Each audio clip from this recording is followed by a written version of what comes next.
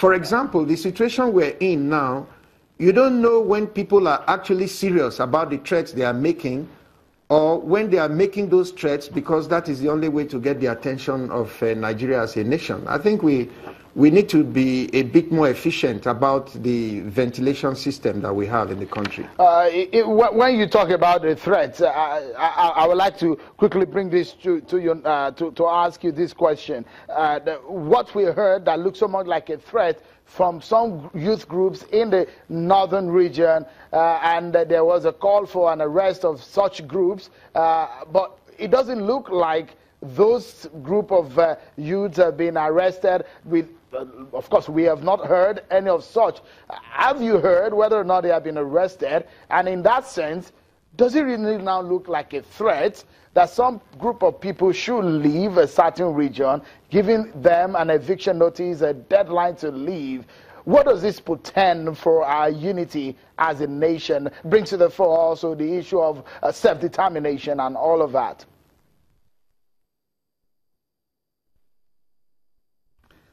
Sure. I think if you look at the origin of that whole dispute, it is a reaction to what was happening in the Southeast. Let me say that I am one of those Nigerians who believe that, you know, the feeling of marginalization or lack of total re-inclusion that a lot of people in the Southeast feel, even though a lot of people feel that it is not real, it is something that we should address and be able to assuage it. Now, when that didn't happen, some extreme elements on the fringes in the Southeast came up with this iPod idea of secession and going back to Biafra. You and I know that the Igbos have nothing to benefit from reducing themselves into a small enclave called Biafra, because Igbos are commercially, they're traders. So they need wider borders, not smaller ones. And they are not going to benefit from a situation where they probably have to get a visa to go to Alaba market in Lagos or get a visa to go to Kano market. That's not in the interest of the average Igbo man who is a trader. But because people have seen that there is some feeling of marginalization or some feeling that the Igbos are not being totally included in the Nigerian project, people build up sentiment and then start this whole iPod noise.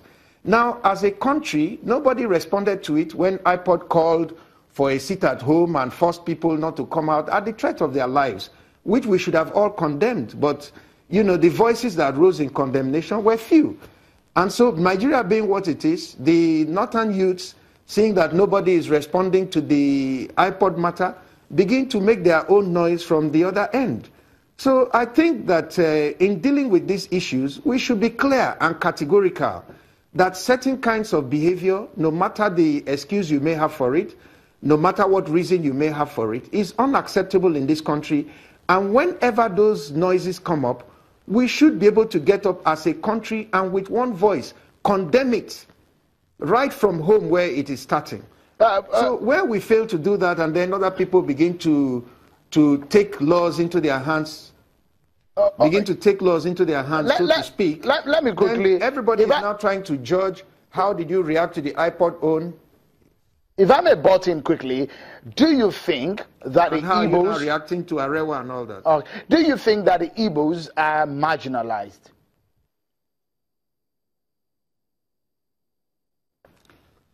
Well, you know, perception and reality may be two different things.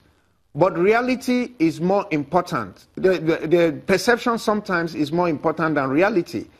If the bulk of the people feel that something is an issue with them, the best thing to do is to engage them. So you find out exactly what is breeding that kind of situation, and then you deal with it. Sometimes even simple explanation as to what is going on or what is not going on or what is right or what is wrong may be able to calm some of these nerves. But where people are feeling aggrieved and they feel that nobody is listening to them, you know, people tend to react in different ways, especially when we have a society like Nigeria, where even if you are not aggrieved, you can begin to break things and people will think you are aggrieved and give you something. It's certainly something that we need to look at more closely. We are seeing meetings so anytime people begin to the interventions of... we should have a system... we're seeing the interventions of the federal government headed by the acting president, Professor Osinbajo, meeting with leaders of some of these groups, traditional rulers, religious leaders, and all that. How would you assess the move by the federal government? Do you think that is a right step to make in this kind of situation? Or what would you suggest as the right step to take?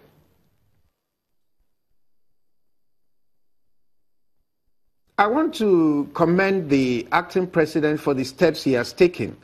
But the point I was trying to make is that engaging these people, the people of the Southeast, is something that we would have done a lot earlier, in my opinion. It is never too late, and it's being done now, and it is commendable. But the point I was making is that if some of these engagements were done at the time when, we noticed the whole noise. I talk to my friends who are from the Southeast, and they've actually been complaining for quite some time. So some of these engagements, we could have interacted with them.